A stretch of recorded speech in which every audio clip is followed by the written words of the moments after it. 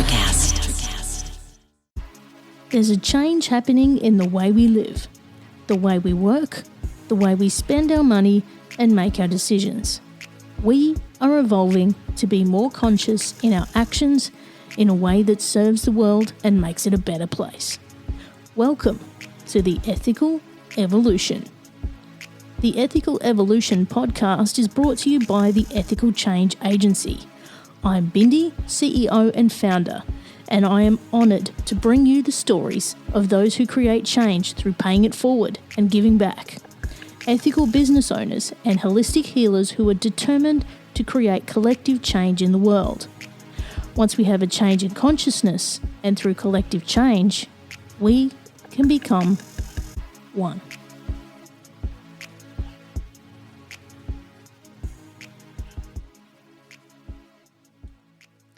Anyone who knows me knows that music and sound is a large part of my life. From my childhood desire to play any possible musical instrument I could, to producing and publishing my own music, to now founding the Ethical Change Agency, which is centred around a recording studio for podcasting and music production. In recent years, my healing journey led me to Amanda Mackay, who is a sound healer who helps strip away inherited beliefs and helps you get to the core of who you really are and to express that. My work with Amanda has changed who I am for the better and driven me to tap into my greater purpose here and make an impact. I received a medium message from a higher power to deliver the concept of this episode, and my intuition directed who needed to be a part of this conversation. It was a no-brainer when it became clear that my newly found soul sister, Dr Ronaye Calvert, had to be a part of this powerful panel. Her insights from a clinical perspective and connection with spirit and passion make this circle of connection a perfect fit. I hope you can feel the energy and passion in this conversation and how this helps to raise awareness on your choices in healing and how deeply your life can change. Welcome, Amanda and Ronaye, to the Ethical Evolution. Thanks so much. So happy to be here with you both. Thanks, Bindi. Now, you're both back by popular demand, and how lucky am I to have you both back here. So we'll start with you, Amanda, if you want to tell us who you are, what you do, and the work that you do. Okay, I'm Amanda Mackay and I'm a sound healer. So I use many different instruments in my sound healing work that helps to dissipate static emotions in the field or the body of my clients. And the goal with that is so that their nervous system is really calm and they get to be more relaxed in their everyday life in the decisions that they make and the interactions that they have with other people. Yes, and I know that full well because we've been working together nearly 2 years and I'm a completely different person. Wow. Nearly 2 years, yeah. Wow. And Dr. Ronaye, if you'd like to tell us who you are and what you do. I am a clinical psychologist. I work with the largely dual diagnosis population. I'm a trauma specialist.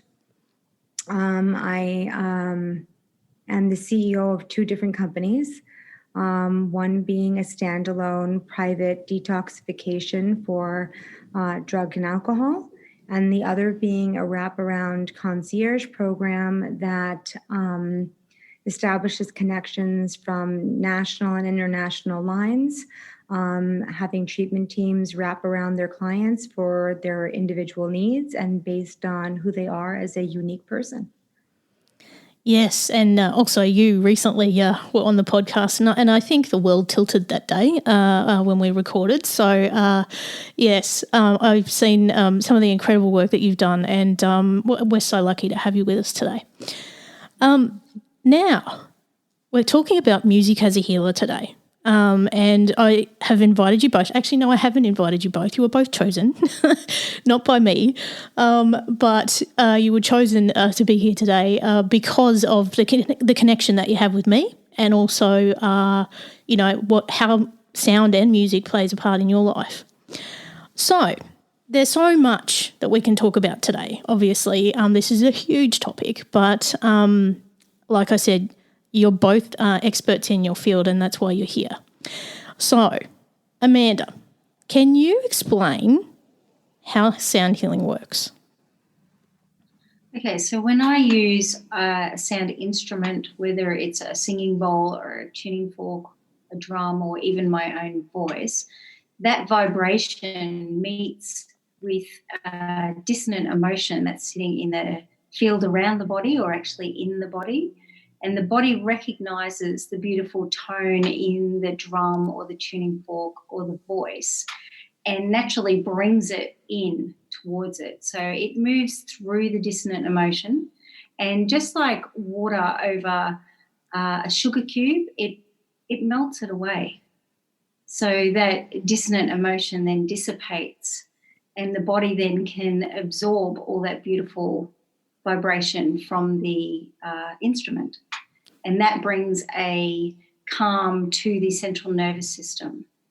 Yep. So that's how that essentially works. Yeah.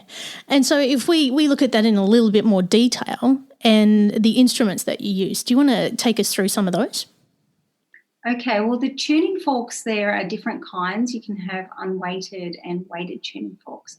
So we'd use a weighted tuning fork more on the body to help the body release the stress that's around that emotion. They can also be used in the field. And then we use the unweighted tuning forks in the field. So different hertz are good for different emotions or different organs also. So there are thousands of tuning forks that you can use for different organs in the body, bones, different tissues, all sorts of things. I use a lot of the same forks. I have a lot, and I go back to the same ones all the time.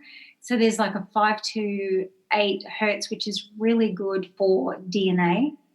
So most of who we think we are, or we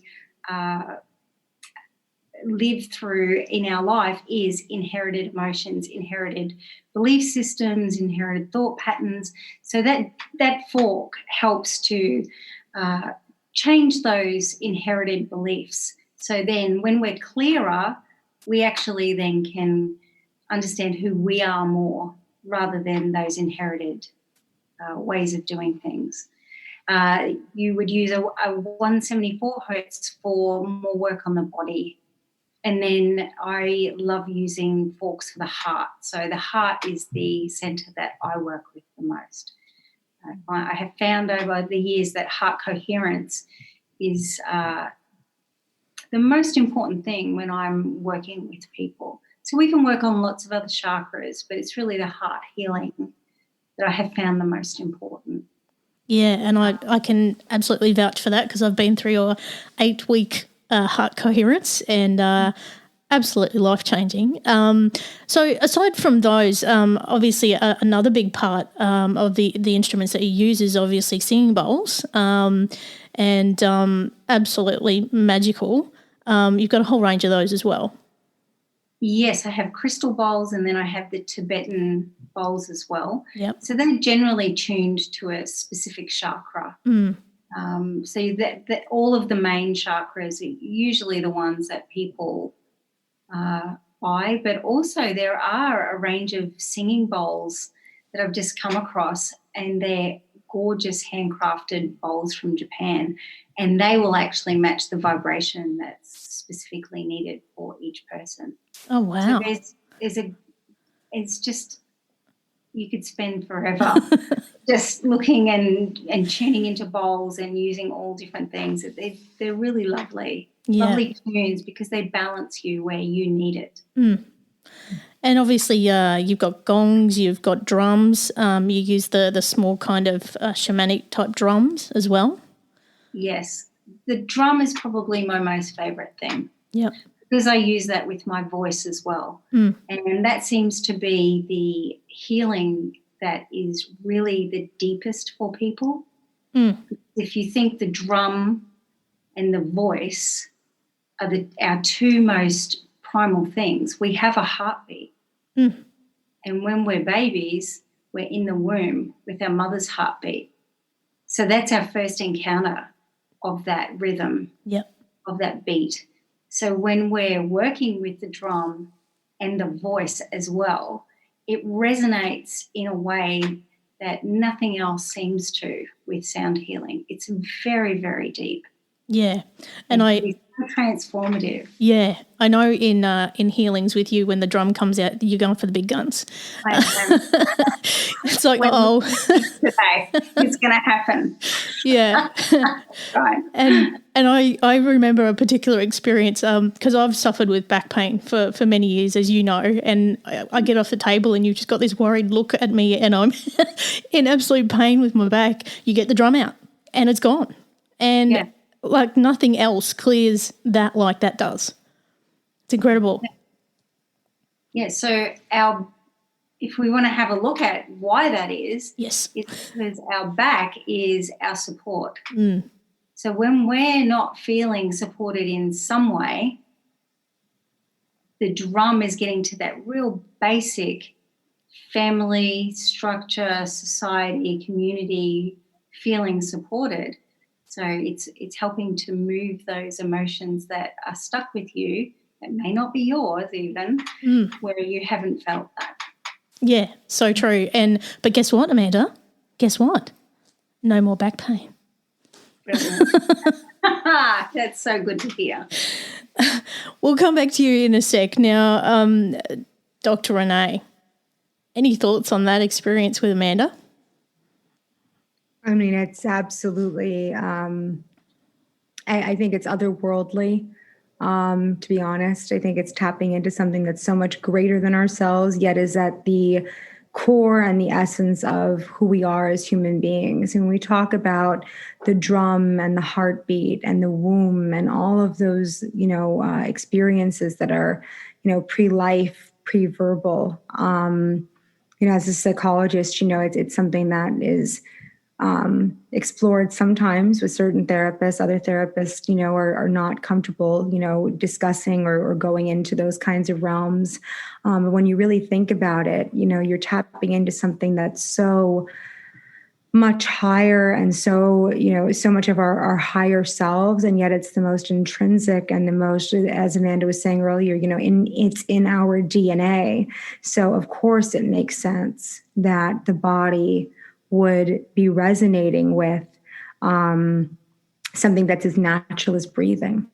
It's as natural as oxygen. And my work, although I'm not a sound healer and it's not something that I'm trained in, I have enormous value for the role that it's played in the lives of my clients. And, as we discussed in previous, in our previous podcast, also just, previous conversations, you and I, Bindi, that I love incorporating teams.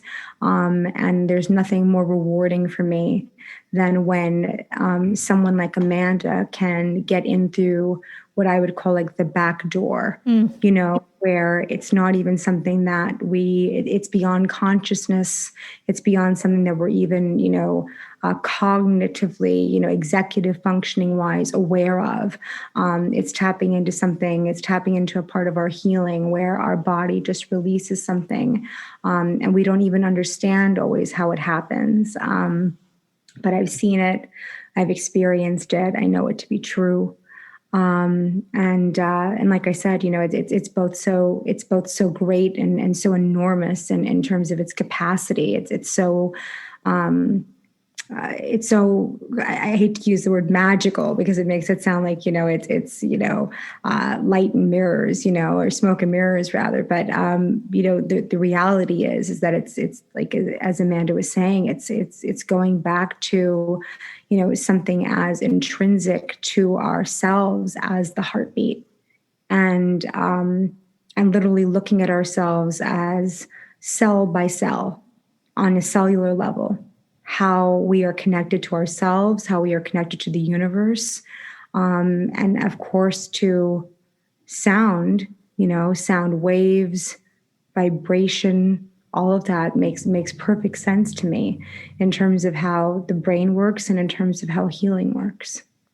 Yeah, and Amanda and I were actually just talking off air before about how this skates so closely with science, and it really is very detailed down to sine waves and hertz and things like that. But yeah, we were talking about vibration basically and its impacts down to a cellular level and what it actually does. So that example I gave of my back, no doubt that the vibration from that drum does something on a cellular level as well, which is a physiological response. So looking at something like that, I mean, there's no doubt in science that this actually works, and living proof right here. But when we actually look at those brainwave states, there's so much that we can leverage there as well. So when we're trying to, get into that inner part of people and get those walls down, do you both want to share your views on brainwave states and how you use them in your work?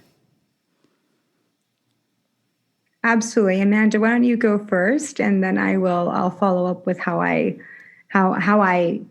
am so aware and so grateful for the way that's shown up in the healing of my clients. Okay.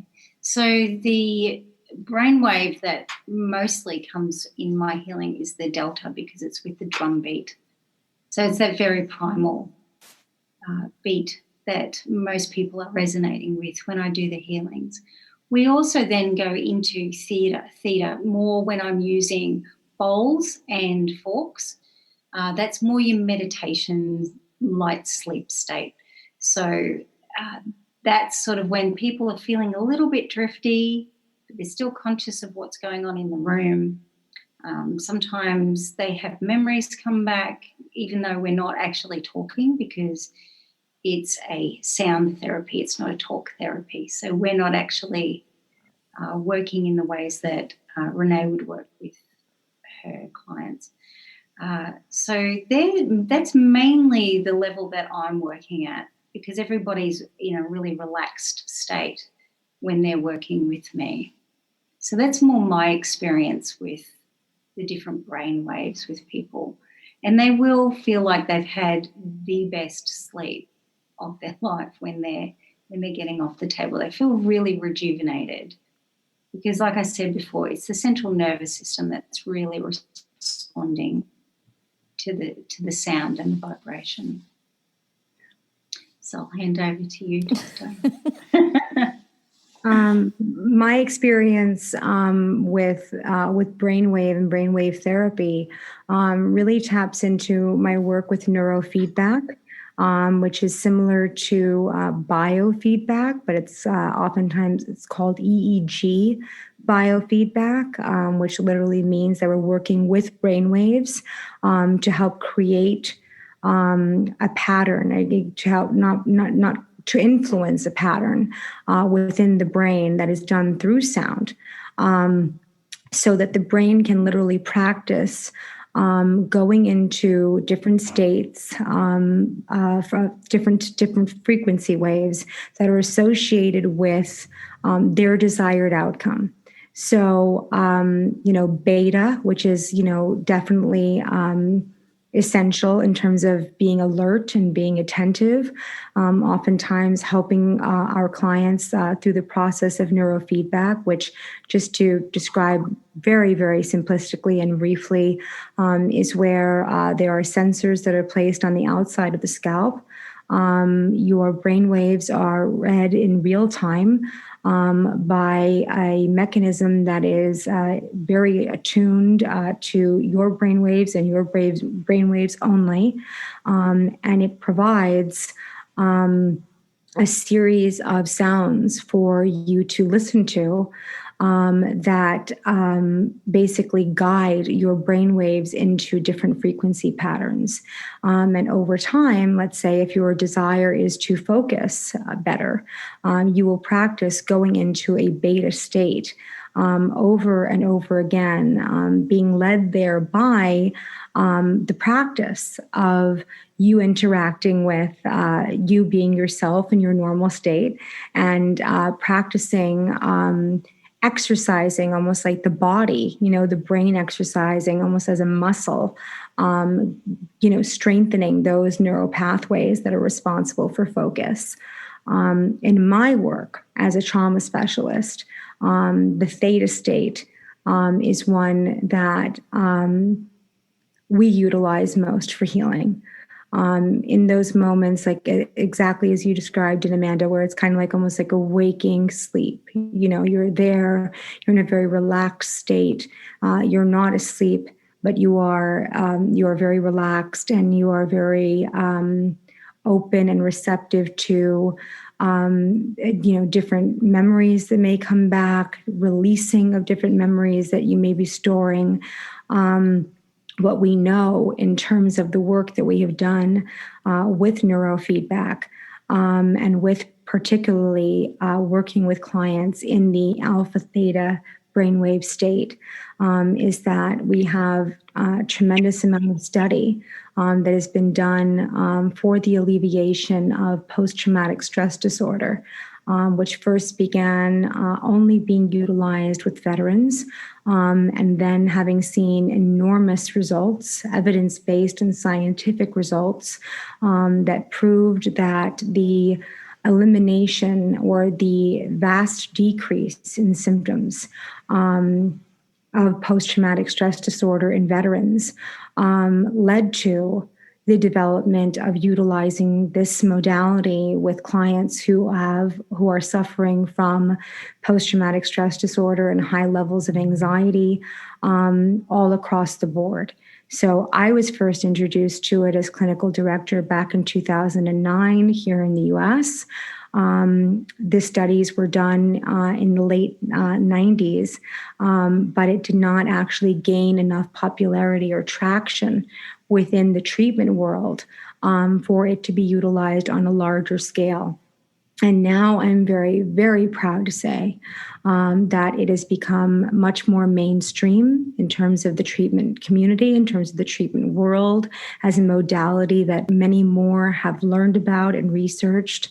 And when we talk about things that are evidence-based, the evidence with our veterans has shown, and certainly in my own personal experience with clients has shown, that there is an enormous decrease in the symptomology of post-traumatic stress disorder, of anxiety held on a cellular level within the body, and medications actually that were prescribed for the specific purpose of alleviating those symptoms were actually proven far less effective than neurofeedback and having the brain-body connection.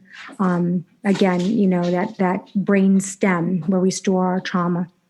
Go into the practice of releasing that trauma and really going into that brain state of, I can be relaxed and I can feel safe in this state, allowing the brain and the body to release trauma that is stored without having to discuss it, without having to, again, although talking is part of the work I do, obviously, in this work, it is not about talking. It is about the relationship between one's brain and one's body to the sound that is creating a relationship and a physiological change within the brain where new neural pathways open, and it allows for healing to process in a way that merely talk therapy cannot.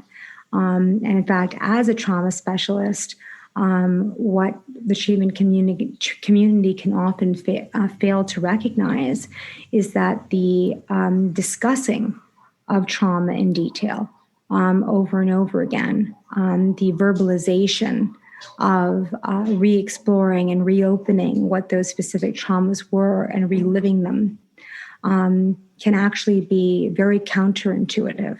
And can actually cause the body to re-experience and the brain to re-experience that trauma as if it were occurring today. So having these modalities and having the knowledge of these modalities that, again, can create such powerful healing and really allow the brain and the body to release trauma stored that may or may not even be of the client's conscious awareness. But they simply feel more peace. They simply feel less anxiety. They feel the release and the relief of trauma, of flashbacks, of nightmares. They experience better sleep. And what we can see actually, because we are actually able to read the brainwave data, there's nothing more scientific than that, right? I mean, we actually see the brainwave formations change, and we watch the brain be able to learn over time and over repatterning itself how to place itself into those states to the point where it becomes natural and neurofeedback is no longer needed as a modality any longer, because the brain has indeed actually learned to self-regulate and go into those states that provide peace and that provide alleviation of anxiety. And we actually are able to see and track through the appearance of the brain waves that we're able to see in real time, and that we're able to look back on the changes within that person's brain on a truly scientific level. That's incredible. Absolutely incredible. And yeah, just, I'm going to say it blows my mind. Bad joke. So no doubt you both have seen such transformation in people just through healing using sound or sound waves of some kind. And I know, Amanda, you and I have spoken about this at length for a long time. Do you want to share some of the transformation examples you've seen in people through the sound healing work you do? The experiences have been quite varied, actually. Like I said, we work on sound. We don't work with talk therapy, and I don't tell people that I can heal anything physical either. Although it may be a manifestation of the emotions that they're holding, I can't say I can fix a particular thing. However, I have seen, like you were saying, with the back pain healing, people sending me emails, giving me feedback that so their knee that had been troubling them for decades was a lot freer and they could walk better. And that particular feedback was from a man who was in his 60s. So he'd had this pain for a long time. With releasing the emotions, the physical healed as well. And anxiety is a really common thing that people come along with, and releasing emotions in the body and actually putting the tuning forks or the singing bowl on the body so the body can absorb that vibration into those muscles and the connective tissues actually releases it as well. So people have actually looked physically taller when they're leaving, which is incredible, and they can breathe better and everything just expands more, the lungs, and they can take a full breath. They can get into a better yoga pose. So there's some of the great things that come along with some of the healings. People being able to manage their relationships and their communications differently because they're not holding on to the emotion and that they're not giving out that vibration when they're entering into communications. So that vibration's not coming back to them, like the magnet. Mm. So when that has dissipated, They feel like they're not having those disconnected or dissonant sort of communications with people, because they just don't have the expectation even that the communication is going to go a certain way. And we're talking mostly with family here, where you expect to go along and this is what's going to happen and so-and-so is going to say that. And that changes in their body and in their consciousness, which is the energy around the body. So they're having easier relationships. Work gets easier. Colleagues or the boss might not annoy them in the same ways because they haven't got those emotions sitting in the body. So if somebody goes, I'm sure a lot of people who work in service industries get a lot of people coming in and they're cranky and they're taking out their day on that person because they're expecting bad service wherever they go. So they're actually creating situations that probably actually aren't even existing. I had to wait 2 minutes or they got served before me. They're actually looking for the confrontation because that's what's sitting with them. So when the sound can dissipate that, even those simple interactions, going to the petrol station, whatever it is, sitting in traffic, doesn't tend to bother you anymore. You just enjoy the music that you've got on the radio or listen to a podcast or whatever it is. So it just generally makes everything a lot clearer and more enjoyable, which is what life needs to be about.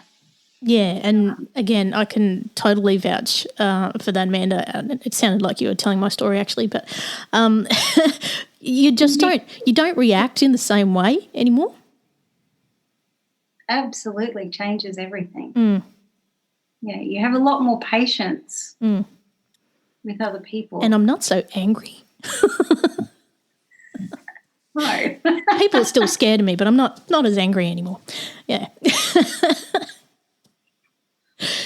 So there's a lot of different benefits from reducing the vibration in your sound and your field. And you can see that other people's reactions are just that. They're just reactions. Yeah. It's not personal either.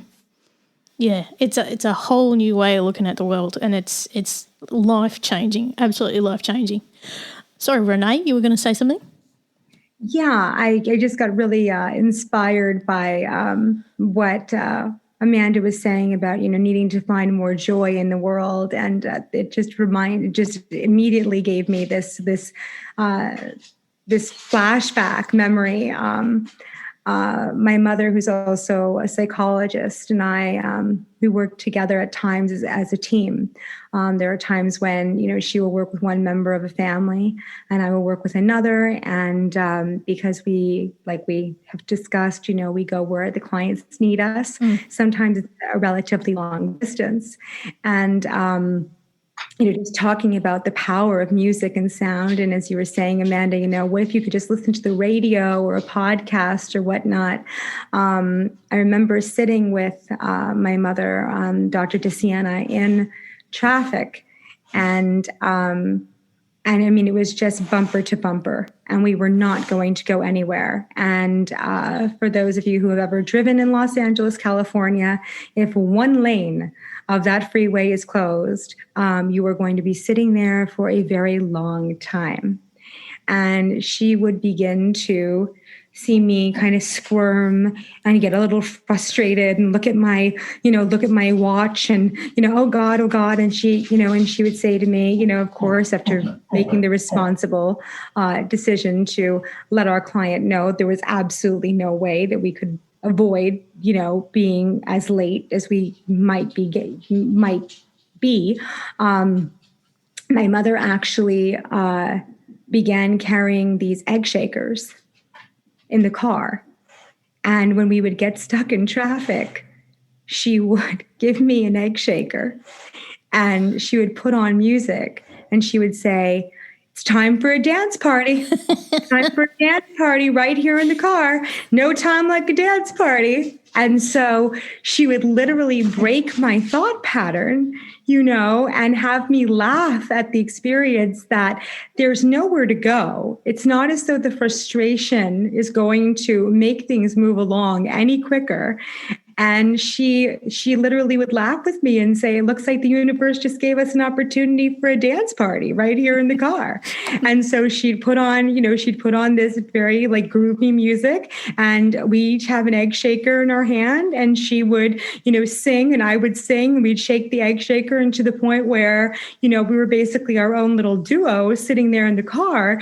And the fact that we were late and all the stress of that, and, oh my goodness, and I can't believe this, and we left so early, and how is it that all of that just kind of dissipated, and we were in the moment. And I was just with my mother, who's also one of my dearest friends in the entire world. We looked at it instead as an opportunity to have some of the favorite memories of laughing and singing, and just taking a moment that the universe gave us and said, well, I don't know what you had planned for your day, but that's actually not what's going to happen. So you might as well make the best of this moment. And we can talk a little bit later about where music, has made such an impact in my life, but that's a total example of where music just enters the picture into my life and says, we're going to change your mind state. We're going to change your brain pattern. We're going to change the mood that you're in. Time for a mood shift. Yeah.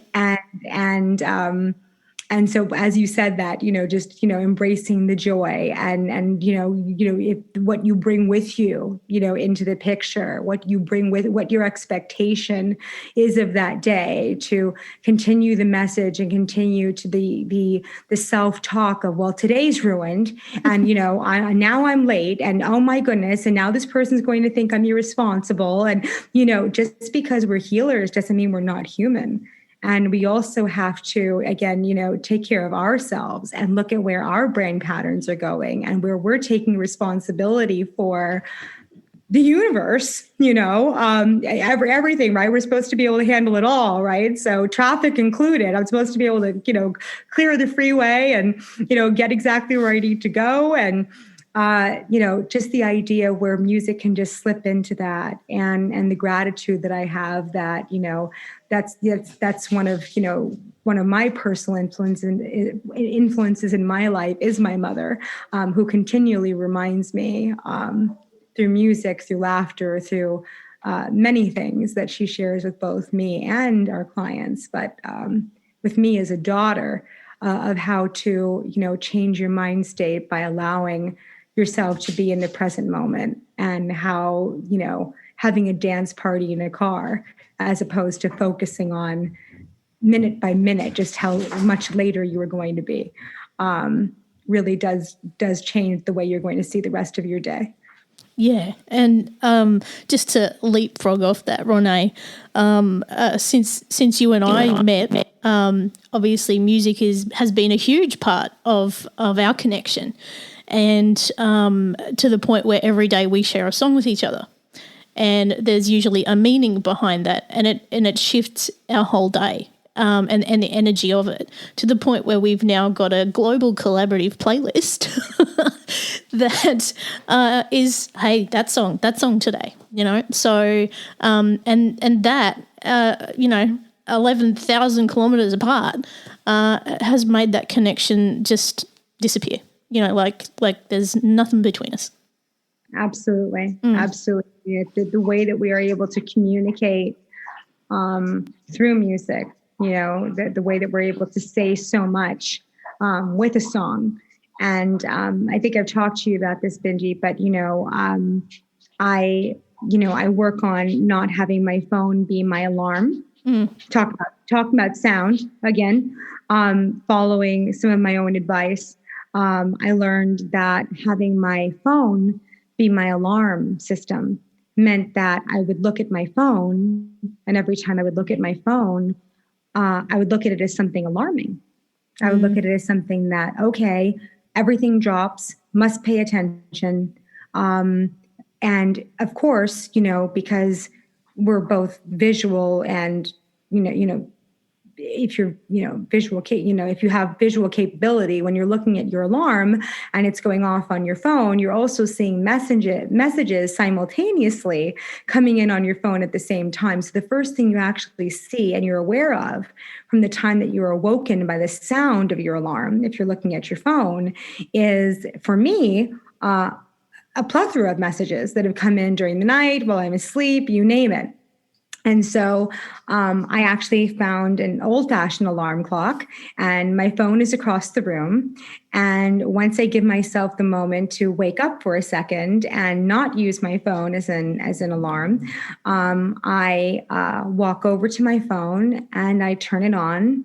And what has happened for me, Bindi, I don't know how, at what point in time, or I guess I've never asked you this question, but for me, what happens is I literally give you total stream of consciousness, the first song that comes to my mind that day. Yep. I often wake up with a song in my heart or a song in my mind, and I don't even know necessarily why it's there. And I don't overthink it.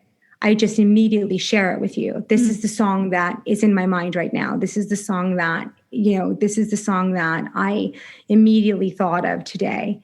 And I don't search through songs to say, oh, what's a song that I'd like to represent today? Or what is a song that it literally is something that I'm tapping into, and I just give you stream of consciousness. This is the song that's in my mind right now. And it's sometimes not until many hours, days later that I come to recognize that song, and listening to that song and being in the presence of mind for that song to be what I woke up to and sharing it with you. And then you also impacting me by sharing your song with me affected the outcome of my day. That it was, I was thinking of my song for a particular reason, and you were thinking of your song for a particular reason. And not only were we having a conversation, but it led me down a different path of my day. Not only because we were sharing songs and music, but because the idea of connection, which was our initial podcast, connecting through music, things that words alone cannot say. What can be conveyed in a song, in a tone, even, music with no lyrics, music without any voice whatsoever. The ability to communicate a feeling, the ability to communicate a mindset, a mind state from all the miles between us. It's this experience of feeling this closeness in our friendship, this closeness in our connection that has developed and I believe has been strengthened so much by this idea of just something as simple but as sacred as sharing these musical messages with each other. Yeah. And I think one of the things I actually said to you was that I became more conscious of what I was listening to, and I wasn't listening to noise anymore. What I listen to now is very different to what I used to listen to, can I just say? And I think, Amanda, you and I have also had this discussion before, what you listen to, you absorb. I think we had a joke on your podcast about, Metallica might not be your choice, but, actually, what you listen to does actually impact you, down to listening to the radio and all the ads and the noise and the stuff in it, down to podcasts and which ones you listen to, ones that have a mission and a meaning rather than just noise. This has impact. Mm-hmm. Absolutely, it does. I haven't watched commercial news for decades. No news is good news, right? I don't like the negative, and I didn't want it around my children either when they were young. So they absorb it when they're playing on the floor in front of the TV, and I didn't want that around them. So I just turned it off and haven't turned it back on. And I really enjoy that. And I do listen to really good podcasts rather than commercial radio too. Mm. And I find a lot of songs that you listen to have a particular vibration that I don't want in my field either. Mm. You know, a lot of old songs have ideas that were quite the norm back then, but now, you know, they highlight the differences in the way that society has changed and what we accept and what we don't for men, women, roles, genders, all sorts of things. And sometimes I just can't listen to it. It's like, I don't want to hear those things. I don't want that in my consciousness at all. So I'm very selective with what I listen to, definitely. Yeah, and I was just explaining to Ronaye the other night that the other day I went for a beach walk and I had our playlist on in my ears as I'm walking along, and it was like a movie, like, and it was so uplifting. But you know, imagine that to a completely different soundtrack, it would not have been the same experience. So, you know, just putting. And even to the structure of my day where there's music at the beginning of the day to lift you up. Like if you're feeling a bit flat and you're not, you know, on your game, one song can change that in a heartbeat, literally. Right, literally in a heartbeat, right, Amanda? I'm on fire today. Yeah. It's I could not agree more. You know, I think that, you know, for me in my work, you know, sometimes pain and anger and hurt and trauma need a way out, and they do need to be voiced. And sometimes music is the way that clients are able to communicate that to me, especially in a safe space, within a small group of each other, sharing, this is what I'm feeling today, this is what I'm feeling right now. But within that safe space, it's not something that we continue to listen to ad nauseum or go into like a scuba dive where you don't come up to breathe. It's done for the purpose of releasing it. It's done for the purpose of saying, this is what I am holding on to. This is a part of me right now that I'm carrying, and in sharing it and in kind of giving it away. And kind of, you know, sharing that this is what's going on with me when I don't necessarily have all the words to say, or when the words are too painful to say, or I don't exactly know what the words are. I just know that this is the feeling and I need to convey it. Being able to convey it and have it dispersed. It's kind of like watching, you know, a laser beam destroy a cancer. You know, destroy, you know, malignant cells. You know, it just kind of eradicates them. And all of a sudden, this thing that was holding so much power, this thing that was weighting this person down, is now something that's been diffused, and now something that's been released, and can now be replaced with light, and can now be replaced with healing. And so there's a place and there's a time, right, for all kinds of different music. But I think what we're all relating to, and what Amanda was saying, I think is so essential, is that, you know, as a sound healer, of course, Amanda is going to be especially aware and in tune with what she is absorbing on a cellular level, on an emotional level, by the things that she is listening to and by the things that others in her realm are listening to. And it's so impactful, and it's something that people don't really recognize, you know, how often they are being impacted in ways that they are completely not conscious of. You know, there is this very honed sense that Amanda has of when I listen to this, I am acutely aware of a change that happens within me.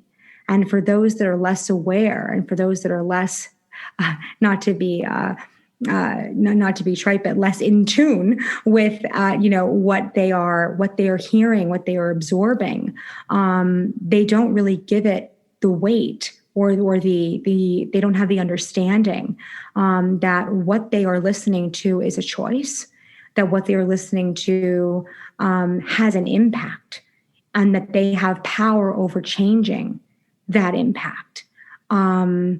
They have power over, they can, like Amanda said, in her life, choose what she lets in and what she lets out. And first comes the awareness and the recognition that is very real. That what we listen to and what we allow in our field around ourselves is actually very, very impactful. And that awareness, I think is something that many of us, can fail to recognize. Just what's going on in the background.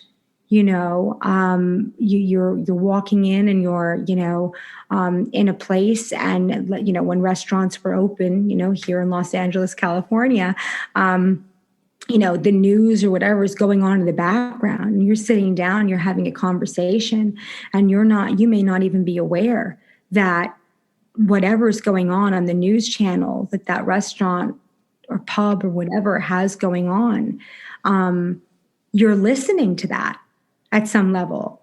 You really are. And you find yourself kind of like listening with your third ear, like you're trying to have a conversation with a friend, but then you hear some sort of horrible thing that's going on the news, and it takes you completely out of the moment of connecting with your friend or what you're there to talk about. And all of a sudden you're transported to this place where you're filled with fear or worry or concern or whatever's going on. And you didn't choose that channel. It just happened to be on. But in our lives, quite literally, we get to choose our channels. We get to choose our channels, and take accountability, which comes first from the understanding. We have to have an understanding to have accountability, that what we listen to and what we allow to impact us is a choice, and it's a choice that matters, and that affects us and that affects the people around us. It's so true. You just reminded me of, you took me back to grade 9, can I just say, where I did an experiment and I played Baroque music while I was studying, and I got the highest grades I ever got when I studied listening to Baroque music. Now, that's like Vivaldi, that kind of stuff. Mm-hmm. And that's as a teenager, I was doing that. And so I still occasionally put it on if I'm painting or doing something that I really need to concentrate on, because it does change the way your brain works, what you listen to. Going back to those brain waves again, it can give us better outcomes in what we do as well, what we're listening to while we're doing something. Amanda, you look like you're biting to say something. They changed the basic hertz of what they record music with and write music with. That's why that music is completely different. So really, music from the 1950s back will be more relaxing. You'll be able to learn better.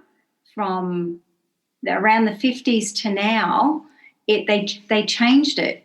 So it's more that uptight sort of in the music. That's the baseline of all the music that's been made, unless it's classical at the moment. So all your popular music and all the different genres that are made, it's a completely different vibration now than what it was back then. That's why you can actually learn so well when you're listening. And they've proven that with plants and babies, with Mozart and all of those sort of things. So absolutely the vibration that you're absorbing. Yeah. Amanda, I don't know if you're familiar. You just said, with babies, and I was bursting to say, well, you were talking about, before the 50s and the classical music and the learning better. There are absolutely studies that are done on how the brain is actually able to focus better when listening to classical music. And we have something here in the States. I don't know if you have it there in Australia, or if it has the same name. But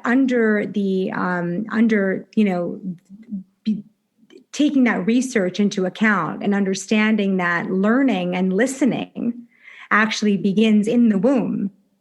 You have baby Mozart.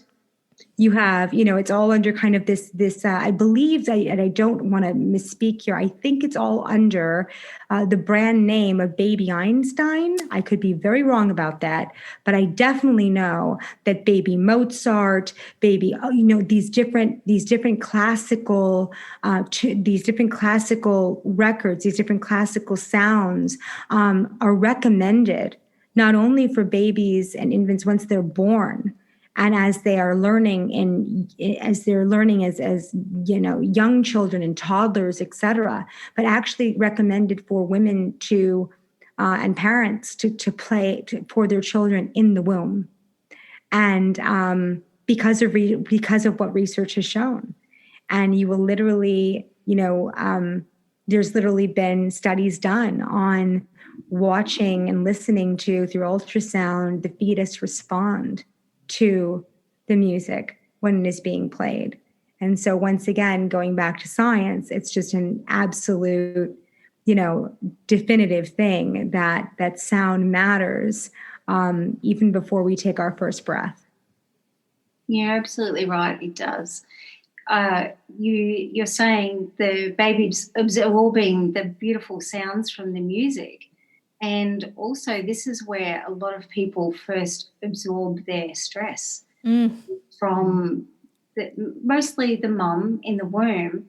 And not to put any blame on mums either, but we have stresses in our lives, and that's the first experience we have of some emotions. And we can actually be born with those stress states, the same as a baby born with a drug addiction. It's the same thing. So we can actually be functioning all our lives with a particular vibration that we've absorbed in the womb, similar to the music that you were talking about. And we think that's who we are until we start to have things like the therapy that you're talking about with what you're doing and sound healing, and you can start to balance those things and understand that probably wasn't actually you. It was an emotion or a vibration you had that set a particular belief system or behavior pattern in progress too. Absolutely. And so if the mother is playing this for her baby, the parents are playing this for their unborn child, they're also absorbing those sound waves. Absolutely. Right? And it's the conversation between the mother and and their baby, that they're having through music, where the mother's body is responding to the music, and so the baby's body is also responding to the mother's body that is responding to the music.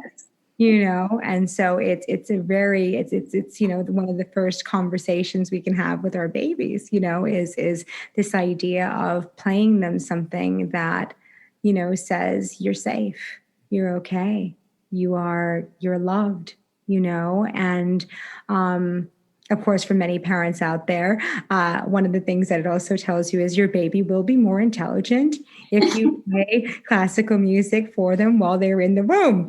And I don't know how longitudinal those studies are at this time, or what proof there is of it. But I can certainly say that a less stressed, less anxious mother and child will make for a better outcome, whether it's on an intelligence level or just the ability to absorb the world around them without anxiety or trauma or things built in on a cellular level as barriers to their success.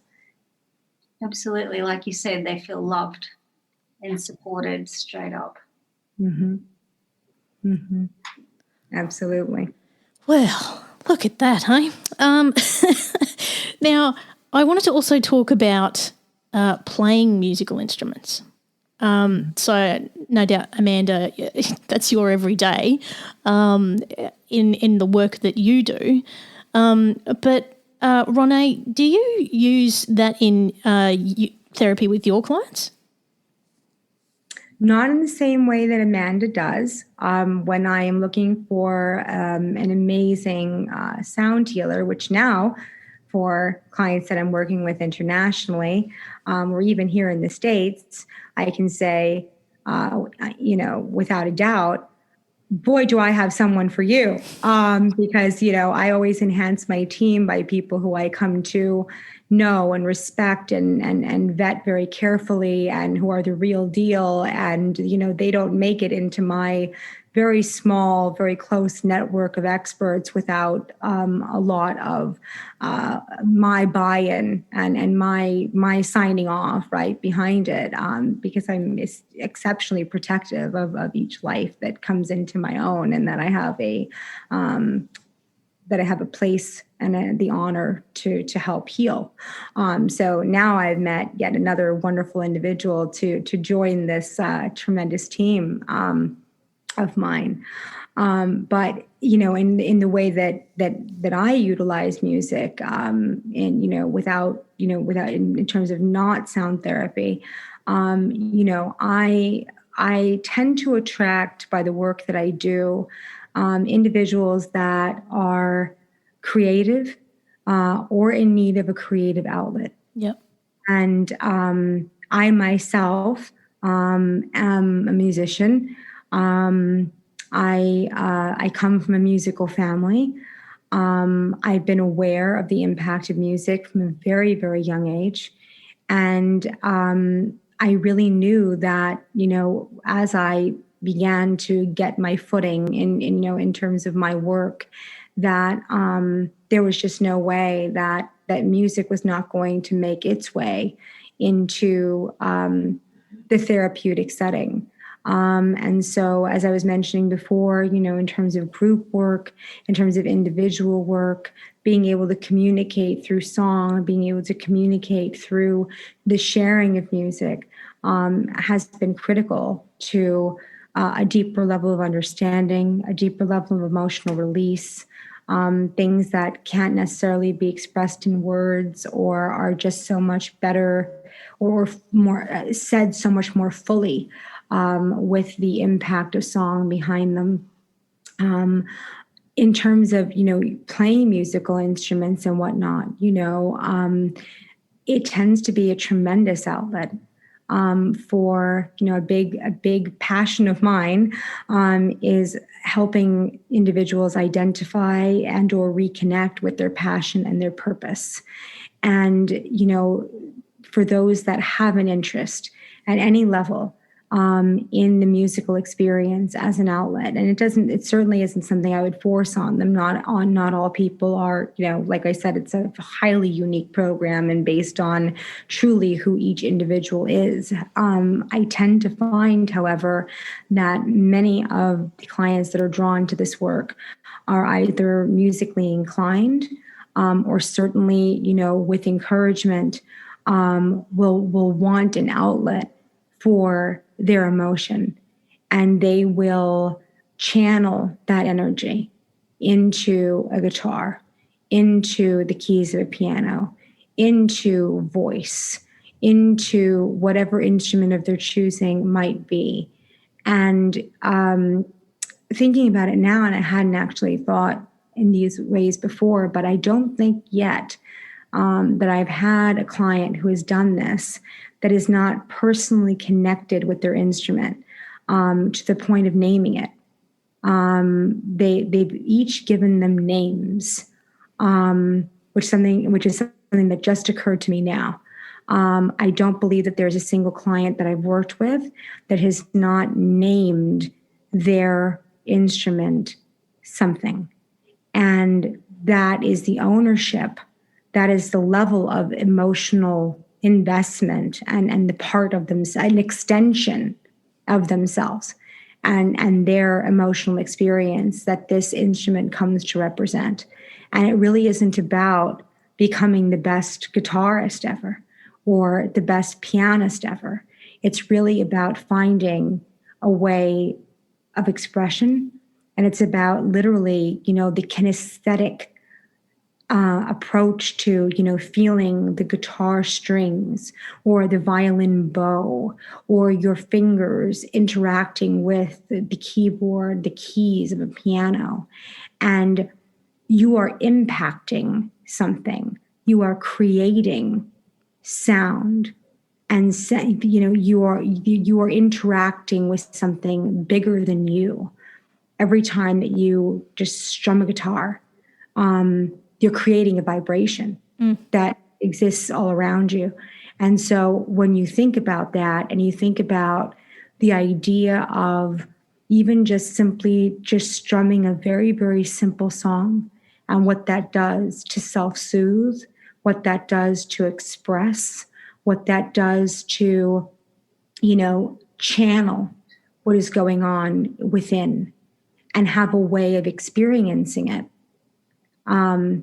It's almost like looking into a mirror of what's going on inside of yourself, that you are putting a part of you into this instrument. You are creating a sound that you can hear coming back at you and saying, this is you. This is your emotional state, right? This is what you're creating. This is what's going on for you right now. And it's a very healing process. It's a very healing process. And I feel incredibly, incredibly honored to have had songs shared with me.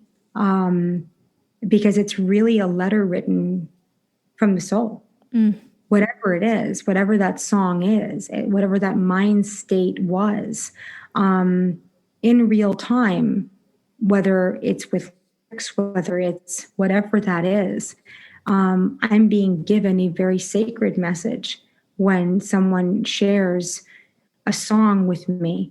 Either that they've heard and that really impacts them, and they just say, I really needed you to listen to this today.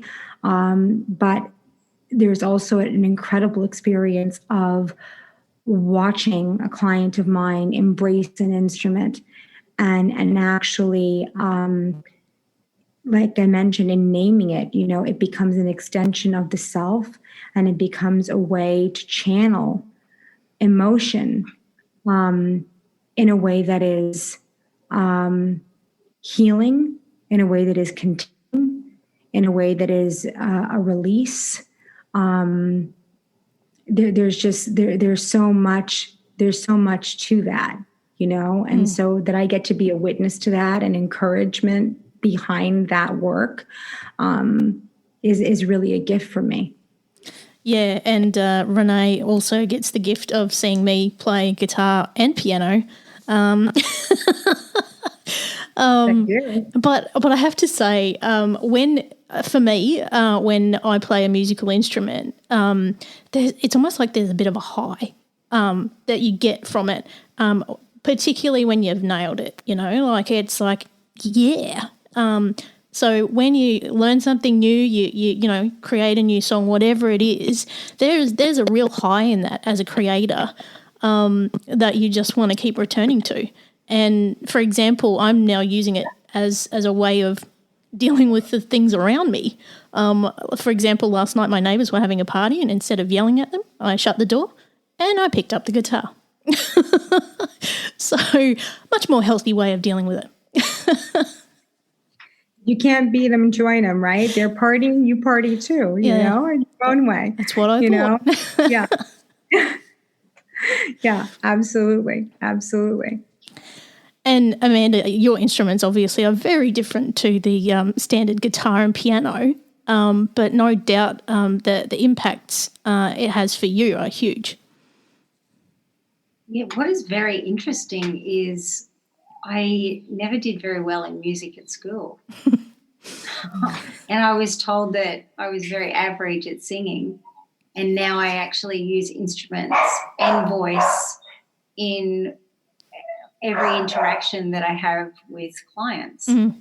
And it's something that I always really loved. I could actually pick up music quite easily outside of the school environment, and it was something that was quite a big part of my life. So I actually transformed my own belief systems about being told that I couldn't, and now it's exactly what I do. So Look at you go. What's incredible about that, when I hear that through my lens, Amanda, is that the way in which they were trying to contain and lead and control your gifts was not working for you. That was not the way in which you were going to be set free. That was not the way in which you were going to appreciate, learn, absorb music. There was something going wrong in that dynamic where, it didn't resonate in that way for you. Then that had to do with the way in which it was introduced, perhaps the judgment behind it. It needs to sound like this. It should be said, whoever the individual was, whatever the modality of teaching was, there is a way that we can teach someone right out of their intuition, that we can teach someone right out of what resonates for them. And we can say, no, it ought to look like this. It ought to sound like this. And we can give individuals real performance anxiety and really strip them away of really, intuitive and natural gifts by putting our own judgment on them. We do it we unfortunately, it happens a lot, in many different fields. But the idea of anything artistic and creative, we have such there's so much power in the hands of our instructors and our leaders to help us become more in tune with ourselves and more free in our expression, or to really teach us how to shut down and and to believe that we're not good enough because it didn't sound like what they wanted it to, or that the feedback coming back at us was so, negative or judgmental or strict, that it just didn't feel right and it just didn't resonate. And, there are a lot of people that I know that gave up piano, or that gave up singing, or that gave up guitar at a very young age because they had instructors who really didn't know how to unlock the gift from within. They didn't know how to allow the play, the interplay of the person and the music and the expression. They delivered a message in a way that said, it's not right. And you're not good, and you may never be good. I don't actually think that this is meant for you. And it's incredible to witness someone later on in life recognize and come to terms with the idea that actually had nothing to do with them whatsoever. That their innate gifts were waiting the entire time, and the real teacher was themselves, not the person that was trying to direct that or control that in the way that they wanted to. That's absolutely right. Every word you said, absolutely right. In those learning environments can be far too limiting for the creative expression. And just lastly, it takes me back to a conversation that Ronaye and I had the other night, where we were talking about our inner child. And Amanda, you and I have done work in this area previously as well. And I think allowing our inner child to be creative and play and be free, I think is really important for us to be able to embrace the power of music and sound to transform our life. Absolutely. I just on a personal note, when I said I was a musician, I actually, since beginning our conversations, Bindi, I found myself, singing out loud and, singing in, to you over the phone. I think it was at some ungodly hour. And I just said, oh, I just started, I said, oh gosh, I'm going to wake up the neighbors. And I just started singing to you. The idea that, we really do have this expression that's just bubbling over inside. And as adults, we seek some time to shut that down, that adulthood means not allowing that freedom of expression, not playing, not, if you're going to pick up an instrument, it's because you're going to be, if you're not going to be the next, Led Zeppelin, then put it down, rather than, in that moment, be Robert Plant, be Freddie Mercury, be Janis Joplin, in that moment, transcend anything, be who you want to be your own rock star, because you are, and so the idea, though, that we shut that part of ourselves down where, as children, we can go around air guitaring, like nobody's business and having all this fun. And as adults, we say, that internal voice of, oh man, if I'm not, it's not right. And we get frustrated with the outcome as opposed to what it's supposed to be, which is truly, it's called playing an instrument. For me, as you said, going back to ninth grade, and I guess my mother is really in my universe today. I mean, she is in my life a lot. But the idea that, her voice, when it comes to this, when it comes to finding my voice, really, and I guess well, no apologies for cheering up, right? It's very real for me. My mother, since the time that I was a young child, always stopped to hear what I had to say. And my mother always wanted to hear me sing whatever I wanted to sing. And, as I grew older, there were individuals in my life who were very influential in directing me toward what would have been a musical career. And it might have been a grand one. But I needed to do a lot of inner healing work before I could be in any sort of vulnerable position about what that would look like to, in the professional musician world, devote myself to meeting the goals and standards and look and really the ownership that, and now I experienced that through the lives of many of my clients. But my mother was very, aware of who I was as a person and how I would respond to living inside of that box.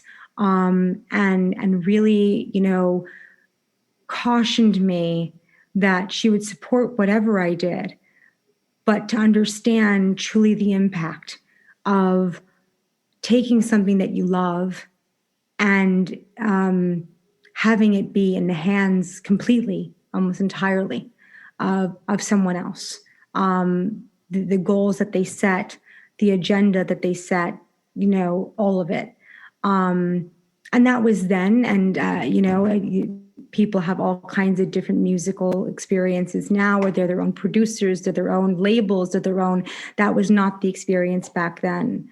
But one of the first things that happened before, really having the discussion about what becoming a professional vocalist would be, what becoming a professional musician might do, and the negative impacts that might have at a time in my life when I really had not done the healing work I needed to do to stand in my own power and stand in my own voice and say, I'm not going to go this direction, I'm going to go in this one. My mother never, there were vocal exercises, going up and down the scales and whatnot. But my mother never wanted me to have classical voice training, in the way that, in the way that others may have suggested that I should. The being on pitch, understanding tone, all of that, yeah, absolutely. But when it came to be trained as a classic vocalist, my mother really, influenced me in another direction, and said, when that happens, oftentimes you lose your voice and you train yourself to sound a certain way. And I never want for you, especially in fighting so hard, to find your voice, Ronaye, to find your voice in life, not just in your singing, but literally your voice, to have that transformed or changed by another individual or by another set of individuals. I want you to be you, and I want you to sound like you. And it's something that in so many ways I carry through my therapeutic work into my message to clients. It's, it really is, my voice box is my instrument, right? And so it was really a matter of me understanding the power that voice holds, the way in which I direct it, the choice I have over the power that the way in which I use it, the words that I say or sing and why they matter. And I so appreciate that in the most loving of ways, and fully explaining to me her rationale behind it, that my mother really stood in the way of me trying to, or being led in the direction of sounding like the latest pop star, and instead sounding like Ronaye. And to this day, when I impact the lives of others, because I am so in tune with my own voice and I refuse to give it up for any reason, I remember that it all started with not being part of that concept of morphing into what the popular choice was, of literally, literally owning my voice and not signing it away to anyone. And that's one of the most powerful musical and life lessons that has come out of my love of music, and my desire to help heal. And without a firm belief and understanding in your own voice, you really can't help other people find their own. And I owe a lot of that to the confidence that was held in me, and the teaching that I had, the belief in me as a person, and the encouragement of me to look within for the answers, not mold myself to the popular opinion. Amazing. Absolutely amazing. Amanda, you're glowing. You're absolutely glowing. I'm loving listening to the story because I'm resonating with what Ronaye is saying in that story as well. As a daughter and as a mother. And the gift that she gave you was just beautiful. Yeah. Yeah. And for everybody who receives your help, it's such a gift. Oh, thank you, Amanda. I feel the exact same way about those that have the honor and the privilege of knowing you. I mean, we're all mothers in some way. We're all reparenting constantly parts of ourselves. For those who have children, parenting our children, but our clients, in some ways, they're a little inner child too. and to have that knowledge of how to hold and encourage and be the wind at your back, it's a tremendous gift. It's a tremendous gift to be able to hold the trust and the hearts of our clients in our hands, and it's a tremendous privilege that they give us to be allowed to do so. Especially in the work that we do, that I do when I do nonverbal work, especially in the work that you do, like we were talking about earlier, that just goes right for the DNA and the cellular level and things that just, bypass all of that, conscious thinking of, what is this that's happening right now? What is she doing with that fork? What is it? It just bypasses all of that. And it gets down to the heart of the matter. That was a Don Henley reference, actually. But it gets right down to the heart of the matter, and it really does. And you're just able to bypass all of the barriers and fear that people have of letting go, of identifying their pain, their anxiety, their weight, their sorrow as parts of themselves. And then to actually have the trust in your hands to witness it fade away in a way that they don't even necessarily on a conscious level know how you did it, but that they trust you enough to do it and to keep coming back for you to do it again and again. And if that is not mothering, caretaking, holding the inner child, the soul, the essence of a person, I don't know what else is, And so that's, I always said, I'm a vessel for the work that I do, and I think you're a vessel for sound. You're a vessel for music, music works through you, in you. It's something that you harness, it's something that you hone and you're so skilled at, but you're a vessel, for something so much greater. And that, just to hold that trust in our hands and to know that we get the privilege of being vessels to something that is, my opinion of music anyway, is that it's a living, breathing thing. I actually think that music in and of itself, sound in and of itself, for me, is a life force.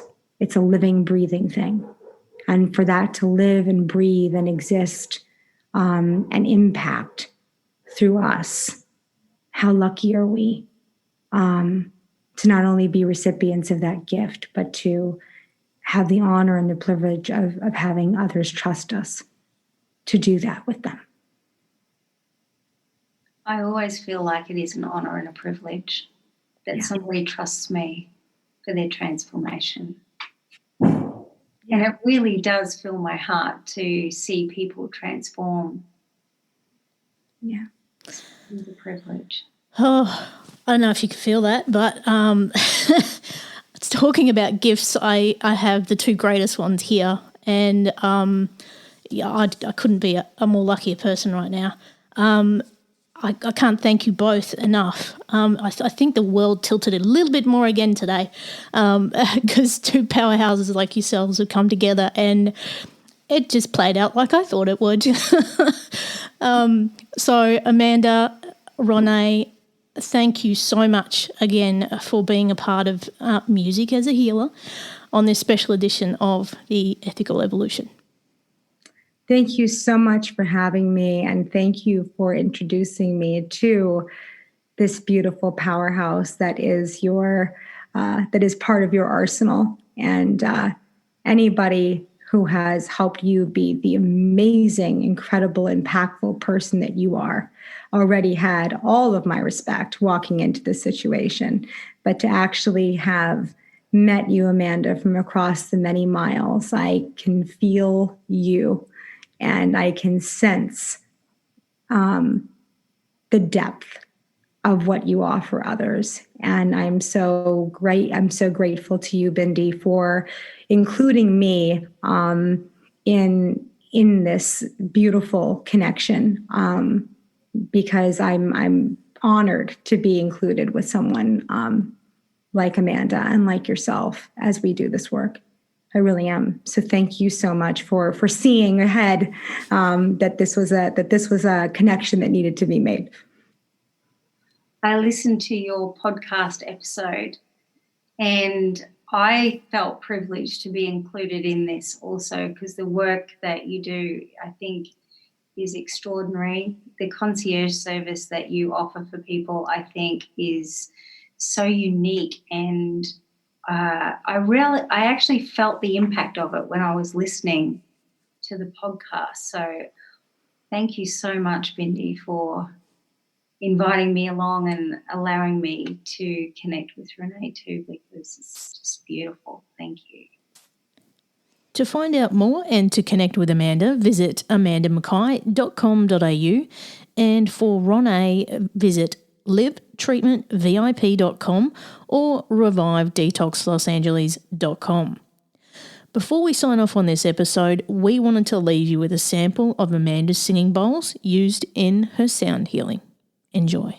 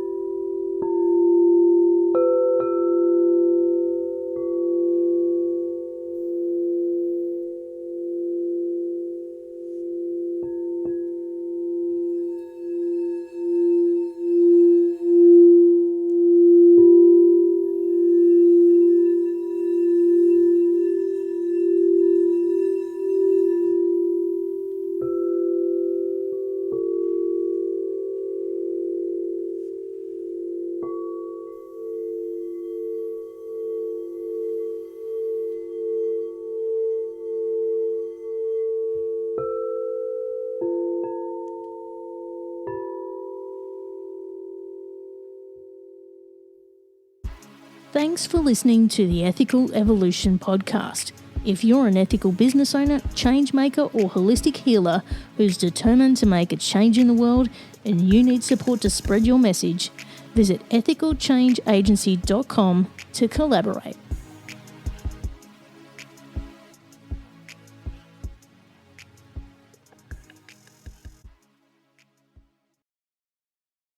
Welcome to the Reverie channel, where entertainment knows no bounds. Live concerts, on-demand music, documentaries, and short films, all in stunning HD.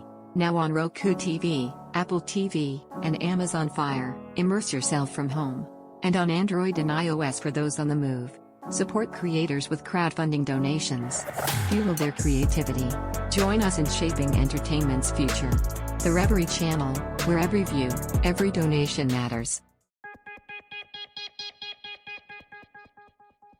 Step inside the marketing mirror to uncover marketing secrets, discover gems, tactics, lessons, and campaigns you can use, next gen or fundamentals. Grab the marketing magic to improve your marketing and win more business.